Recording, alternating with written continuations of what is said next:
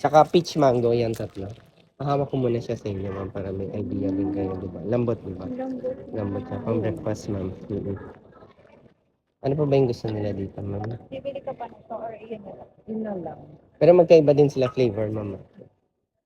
Sige po. Parang ganito din. Yung itsura iba, tsaka yung flavor or filling iba siya, ma'am. Ibang iba siya, ma'am. Ano po yung feeling? Custard yan, yung puti na yan, ma'am. Yung breads po may flavor. Same sila ng palaman. Yes. Same sila ng dough, yes. Same sila ng dough. Ito na lang, ma'am. Madalas ito talaga mas mabenta sa amin, ma'am. Kasi parang unan daw tignan. Kagaya ni Sir, di ba ganito binili niya? Yung kung napansin niyo po. Mm.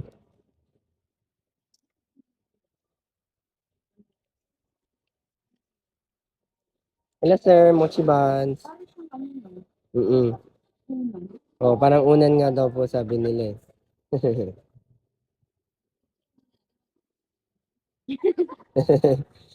Gawin mo muna unan bago kainin mo. Okay. Iwalay po bayad, ma'am. Up balik. Sige po. Ano pa po, ma'am? Ay, strawberry lang sa inyo. Si ma'am, ano kay ma'am? Okay, okay. Tapos hiwalay ko rin balot, ma'am. Magkaaway, ma'am. Magkaaway. Wag bagong taon, magkaaway kayo. Peach mango yung ma-recommend ko sa inyo. Mm.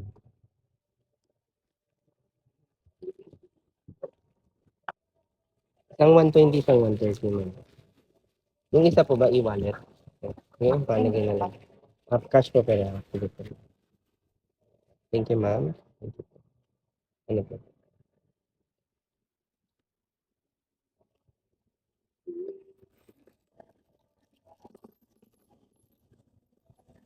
Ito po yung 30 sa ma'am. Happy New Year po, ma'am. Thank you. Thank you po. Ma'am, don't forget na lang. If ever you want to reorder, yung mismong plastic na rin yung mga Facebook, Instagram, number, email, pati yung may QR code to. Lagyan nyo na lang sa white na surface siguro para makita nyo. Transparent kasi. Sige po. Salamat po, ma'am.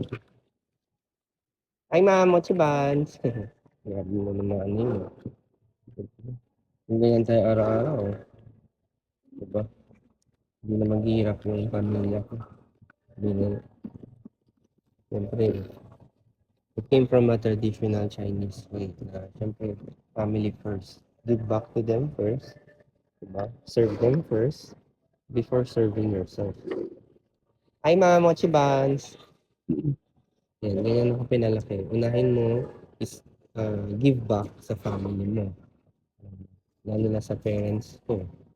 And then serve them first. After nun, ginhawa na buhay nila. Ito naghihirap sila raising you.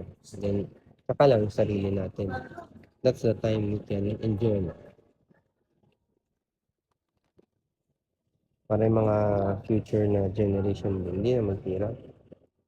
Pero I still want to teach them values. Hindi porque hindi na sila maghihirap, walang values sa mundo.